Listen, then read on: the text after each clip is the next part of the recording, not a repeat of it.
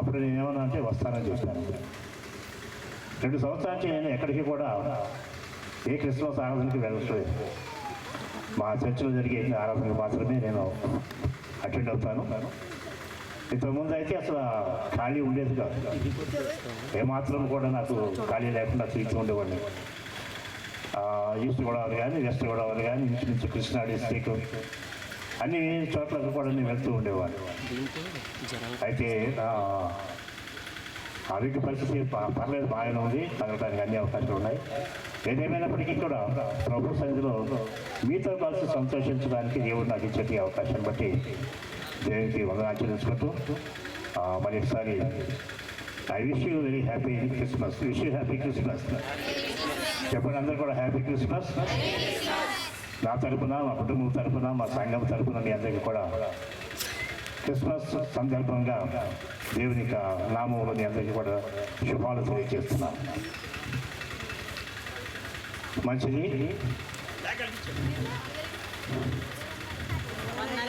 పిల్లలందరూ కిందకు కూర్చోండి, పెద్దవాళ్ళకి అవకాశం. అది చాలా మంచి పద్ధతి. పిల్లలందరూ కిందకు వచ్చేయండి, చైర్లో కూర్చోవద్దు. మనం ప్రాముఖ్యమైన విషయంలోకి వెళ్తున్నాం, మనం నిర్లక్ష్యం చేయకూడదు. మన మధ్యన ఉన్న నాన్నగారు రెవరెండ్ జాకోబాయి గారు మోదుకొండ ప్రాంతంలో మా తండ్రి గారు ఉన్నారు. ఆయన వస్తుంటే మనం అందరం చప్పట్లు కొట్టి దేవుని నామాన్ని మహిమపడతాం.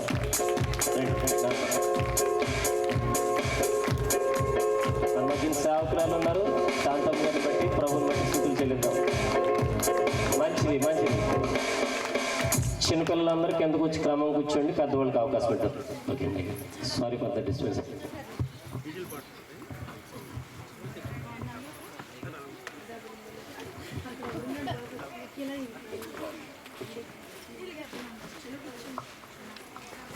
మంచిది.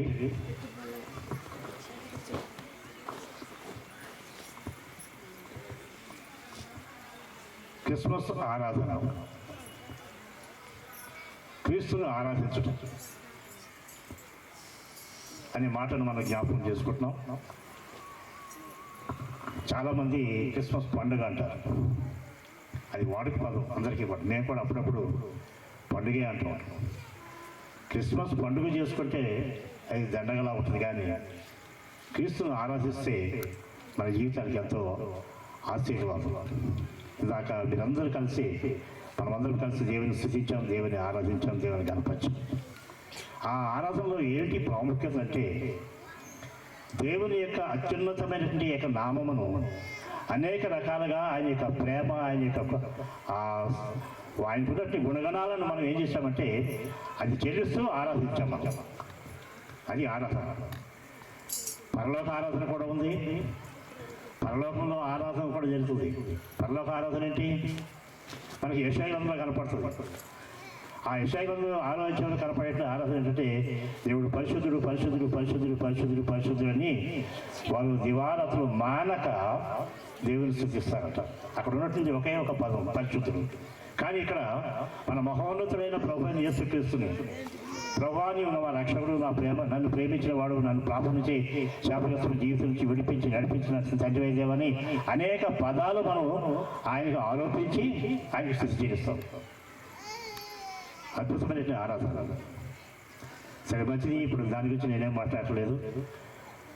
ఈరోజు మనం ఇక్కడ క్రిస్మస్ ఆరాధనలో మనం ధ్యానించవలసి 1-2 పాయింట్స్ నేను చెప్పి సమయాన్ని దైవజనులకు అప్పగిస్తాను. ఎందుకంటే నేను ఎక్కువసేపు మిమ్మల్ని విసిగించను, మీరు ఏమనుకుంటారు తెలియదు. కానీ నా యొక్క పద్ధతి ఏంటంటే, ఏ మేరకు మీరు దేవుని యొక్క వాక్యం వినగలుగుతారో ఆ మేరకే చెప్పి, ఇక దాన్ని పట్టుకున్న దాన్ని ఊరికి లాక్కుండా అలా వదిలిపెట్టేస్తాను అన్నమాట. నేను ఇక్కడికి రావడానికి ముందుగా నేను వర్తమానాన్ని సిద్ధపరచుకున్నాను ప్రార్థనాపూర్వకంగా. అయితే ఇక్కడికి వచ్చిన తర్వాత నాకు వెనకాల కనపడుతున్నటువంటి వాక్యం చూశాను. లూకాసు వార్తలోనే 2వ అధ్యాయంలోనే వాక్యం నేను ప్రిపేర్ అయ్యాను, చెప్పాలని నాకు ఆశ వచ్చింది. మత్తయి సువార్త నుంచి కూడా ఇప్పుడు క్రిస్మస్ ఆరాధనలో మనం అనేకమైన వర్తమానాలు మీరు విన్నారు. ఎన్నో సంవత్సరాల నుంచి మీరు వింటూనే ఉన్నారు. ప్రభువైన యేసుక్రీస్తు పుట్టాడు, రక్షకుడు పుట్టాడు అని మనం ఇది పాట కూడా పాడుకుంటాం. ఆ పాట మీరు ఇంకా పాడలేదేమో, పాడతారేమో తర్వాత, మరి నాకు తెలియదు. పాడతారా? మీకు అలవాటు లేదా? పాడలేదు ఎందుకని? వచ్చా నీకు ఆ పాట అందరికీ? అందరూ లేచి నిలబడదాం. 3 చరణాలు తీయలేదు. రక్షకుడు ఉదయించినాడట అని అందుతుంది. ఎప్పుడు పాడారు వాళ్ళు ఈ పాట? ఎప్పుడు పాడారు? రక్షకుడు ఆయన పుట్టినప్పుడు 2000 సంవత్సరాలకు పూర్వమే ఈ పాట రక్షకుడు ఉదయించినాడట అన్నారు. ఇప్పుడు మనం ఏం పాడాలి? రక్షకుడు ఉదయించి నాడు ఉన్నాడు. ఇప్పుడు ఆయన రక్షకుడు అంటే బాలుడుగా లేడు ఇప్పుడు మనకి. కాబట్టి 3 చరణాలు పాడదామా? రక్షకుడు దయించినాడు మన కొరకు రక్షకుడు దయించినాడు.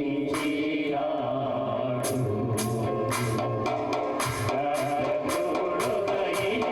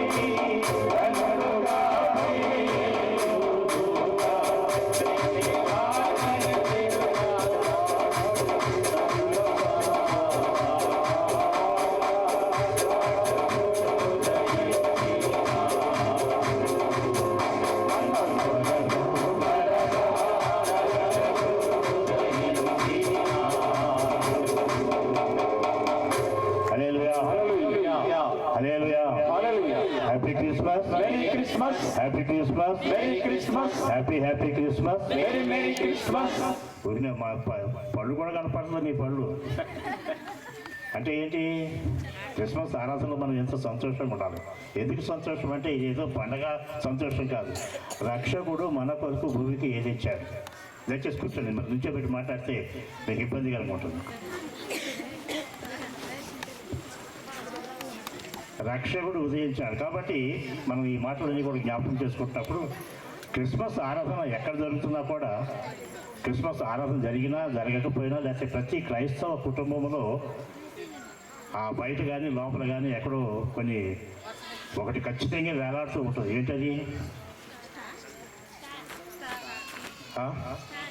స్టార్, నక్షత్రం. ఆ నక్షత్రాల గురించి చాలా చక్కని మాటలు మనకు కనపడుతూ ఉంటాయి.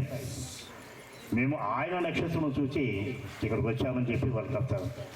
అసలు నక్షత్రం గురించి మనకి అవగాహన ఎంత అయిందో ఉంది. ఎందుకు మనం ఈ నక్షత్రాన్ని పెడుతున్నామని చెప్పేసి అంటే, ఈ నక్షత్రం యొక్క ప్రాధాన్యత ఏంటో మనకు తెలియాలి. నక్షత్రం పెట్టుకోవడం కాదు. సరే, మంచి 1-2 పాయింట్స్ ఆ నక్షత్రం గురించి చెప్పిన తర్వాత నేను దేవునికి వాక్యం పెడతాను. నక్షత్రం అంటే దాంట్లో ఏం కనపడుతుంది?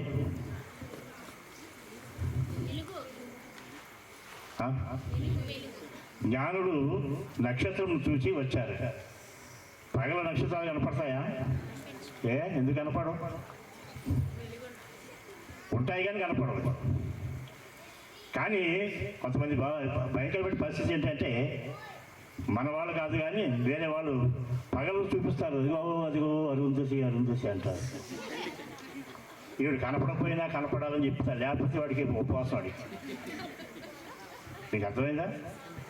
ఆ స్టేజ్ నుంచి వచ్చినట్టు వాళ్ళు ఎవరైనా ఉన్నారో వరుంధతి నక్షత్రం చూశారు ఎవరన్నా? చూసారా?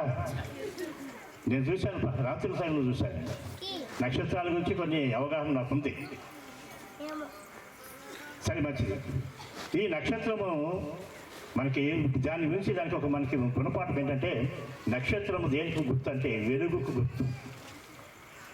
చీకటిలో నుండి ఆశ్చర్యకరమైన వెలుగులోకి రప్పించేటువంటి యొక్క మహా తేజస్సు కలిగితే ఆ నక్షత్రం.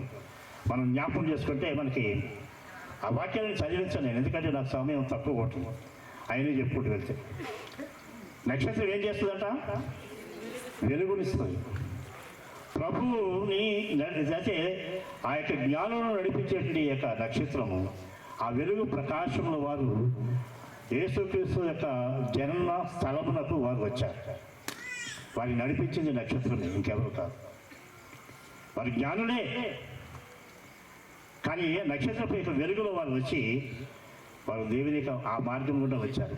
రెండవది ఏంటంటే, నక్షత్రము వారిని నడిపించెను, అంటే త్రోవ చూపించేదిగా ఉంటుంది.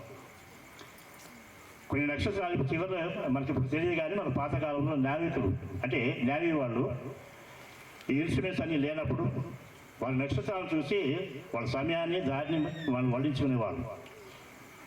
పలానా నక్షత్రం పలానే. ఇప్పుడు మీరు నైట్ టైం మీకు తెలియకపోతే కానీ ధ్రువ నక్షత్రం అనే ఒక నక్షత్రం ఉంది. అది చలనం లేకుండా ఒకే చోట ఉంటుంది. మీరు ఎప్పుడైనా చూడండి, చాలా బ్రైట్గా ఉంటుంది. ఇప్పుడు అవన్నీ చూపించడానికి నాకు సమయం లేదు, చూపించడానికి అవకాశం ఉంది, బయటకు వెళ్తే తెలుస్తుంది.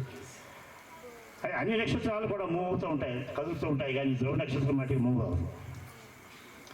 దాన్ని బట్టి వాళ్ళు ఏం చేస్తారంటే వాళ్ళ మార్గాన్ని ఈ నేవీ వాళ్ళు కానీ నావిగేటర్స్ కానీ మార్గం సరి చేసుకుంటూ ఉంటారు. ఆ నక్షత్రం చూడగానే చెప్తారు వాళ్ళు, పలానా చోట మనం ఉన్నాం. మార్గంను చూపించేది, ఈ జ్ఞానులకు మార్గం చూపించింది ఈ నక్షత్రమే. తదుపరి ఆ యొక్క నక్షత్రం యొక్క ఇది ఏంటంటే, అది సంతోషాన్ని ఇచ్చేది. ఈ క్రిస్మస్ వేడుకల్లో ఇది నక్షత్రం చూడగానే కొంతమంది పిల్లలు చాలా సంతోషపడుతుంటారు. పిల్లలు సంతోషపడుతున్నారు, మనం కూడా సంతోషపడదు. ఎందుకంటే ఆ నక్షత్రం యొక్క ఆ ఆకాశం కనపడినప్పుడు ఒక గొప్ప సూచన కనపడింది వాళ్ళకి. నాలుగవది ఏంటంటే, వారి గమ్యములకు చేర్చబడిరి. ఎవరు? ఆ నక్షత్రం చూచి మంది వెంబడించేవారు. కాబట్టి ఏదో మనం స్టార్ పెట్టుకుంటామంటే ఆ స్టార్ గురించి కూడా మనకు తెలియాలి. ఇలాగ మనకి క్రిస్మస్ ఆరాధనలో మనకు కనపడే కొన్ని ప్రత్యేకమైన క్రిస్మస్ ట్రీ ఒకటి ఉంటుంది, దాని గురించి ఒక ప్రసంగం ఉంటుంది. తర్వాత శాంటా క్లాస్ అంటే దాని క్రిస్మస్ తాత, దాని గురించి ఒక పెద్ద స్టోరీ. ఇవన్నీ కూడా నేను ఉన్నట్టు వాటిని కానీ ఇదేదో ఆచార సాంప్రదాయ ప్రకారంగా వస్తున్నది కాదు ఇక్కడ. కాబట్టి వాటి గురించి మనం తెలుసుకోవడం చాలా అవసరం. సరే, మంచిది. 2-3 మాటలు నేను చెప్పి దేవునికి వాక్యంలోకి వెళ్దాం. ఇప్పుడు మనకు వెనకాల రాయబడినటువంటి మాట మనకు కనపడుతుంది ఏంటంటే, సర్వోన్నతమైన స్థలములలో దేవునికి మహిమ, ఆయనకి ఇష్టలైన మనుష్యులకు భూమి మీద సమాధానము. చాలా అద్భుతమైనటువంటి వచనం ఇది. లూకాసు వార్త 2వ అధ్యాయం. లూకాసు వార్తని పైనుంచి మనం చదువుకుంటూ వస్తే మనకి కావాల్సిన ఏంటి మరి దేవునికి వాక్యం. లూకాసు వార్త 2వ అధ్యాయంలో ఒక మాట నేను చదువుతున్నాను. వాళ్ళు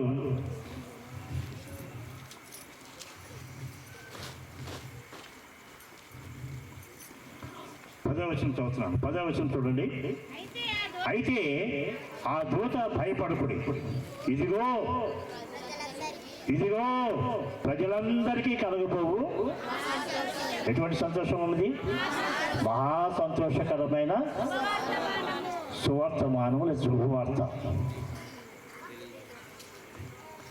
ఈ మాటలు మనం జ్ఞాపకం చేసుకున్నప్పుడు నేను దేవుని వెళ్ళారా, దేవుడు మన కొరకు ఎటువంటి శుభవార్త తీసుకొచ్చాడంటే, రక్షకుడు మన కొరకు జన్మించాడనే మాట ఆ రోజుల్లో మనకు చెప్పబడింది. ఈ మాటను మనం జ్ఞాపకం చేసుకొని వాక్య ధ్యానంలోకి వెళ్దాం. చిన్న ప్రార్థన చేసుకుందాం. పరిశుద్ధుల ప్రేమాస్తుడు తండ్రి, మీ పరిశుద్ధమైన శ్రేష్టమైన నామమునకు మహిమ ఘనత ప్రభావాలు అర్పిస్తున్నాం. రేపు తండ్రి యొక్క రాజవరం అనే గ్రామంలో ఈ సేవకుని ప్రభావ ఏర్పాటు చేసుకొని వారి ద్వారా ఏ ప్రయాసంతో ప్రవహిస్తామో జరిగిస్తున్న యొక్క సేవ కార్యక్రమాన్ని బట్టి నిశ్చయిస్తున్నాం తండ్రి. ఈ దినం ప్రత్యేకంగా ఈ 15వ తారీఖున క్రిస్మస్ ఆరాధన దినములలో సంఘమంతా కలిసి ఈ విధంగా ఆరాధించుకోవడానికి మీరు కృప చూపించి ఇచ్చిన ఈ సమయాన్ని బట్టి మీకు వందనాలు.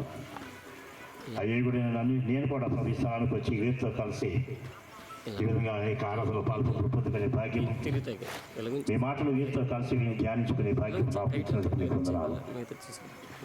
ప్రభు నన్ను మరుగుపరచండి. నాకున్న జ్ఞానం అంతా కూడా నేను తండ్రి లోక సంబంధం నశించిపోయే జ్ఞానంతో నేను